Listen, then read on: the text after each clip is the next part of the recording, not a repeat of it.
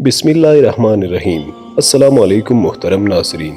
आज हम आपके सामने एक ऐसे सच्चे और दर्द भरी कहानी पेश करने जा रहे हैं जिसने तारीख के औराक पर अदल, खिदमत और रहम की एक नई मिसाल रकम की।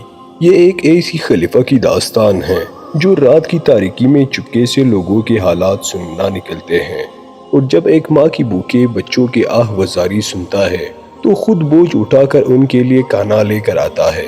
आए इस इबरतनाक और अदल से बड़ी कहानी को सुनते हैं।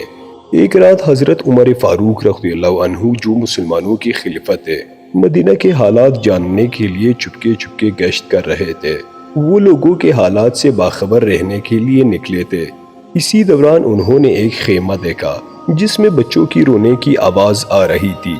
हजरत उमर फारूक खेमे के करीब गए और पूछा, ए बहन, ये बच्चे क्यों रो रहे हैं? औरत ने जवाब दिया, ये बच्चे भूखे हैं। मैंने सिर्फ देगची में पानी डालकर चूल्हे पर रखा है ताकि बच्चे समझे कि कुछ पक रहा है और इसी उम्मीद में सो जाए। ये सुनकर हजरत उमर फारूक रज़ियल्लाहु अन्हु की आंखें आंसू से भर आए। बगैर अपना नाम जाहिर किए वो बैतुलमाल गए। वहाँ से आटा, घी, खजूर और दीगर खाने पीने का सामान लिया और अपने गुलाम से फरमाया, ये बोझ मैं खुद उठाऊंगा, क्योंकि कल क़यामत के दिन उमर से इन भूखे बच्चों के हिसाब लिया जाएगा। हजरत उमर फारूक रज़ियल्लाहु अन्हु खुद सामान लेकर उस खेमे में वापस आए। अपने ही हाथों से खाना तैयार किया और बच्चों को खिलाया।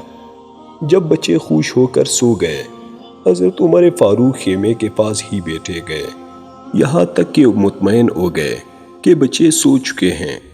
वो औरत नहीं जानती थी कि ये शख्स कौन है, लेकिन कहने लगी, अल्लाह तुम्हें जज़ा दे, काश हमारे खलीफा भी तुम जैसे होते।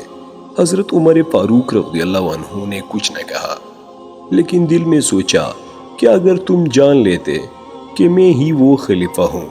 हजरत उमर फारूक रज़ियल्लाहु अन्हु इस कहानी में हमें सिखाते हैं कि इक़्तिदार, ताकत और हुकूमत सिर्फ आला मनसब के लिए नहीं, बल्कि अल्लाह के बंदों की खिदमत के लिए है।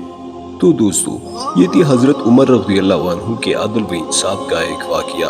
अगर वीडियो पसंद आई तो चैनल को सब्सक्राइब करें और वीडियो को लाइक करें। तब तक अल्लाह हाफिज़।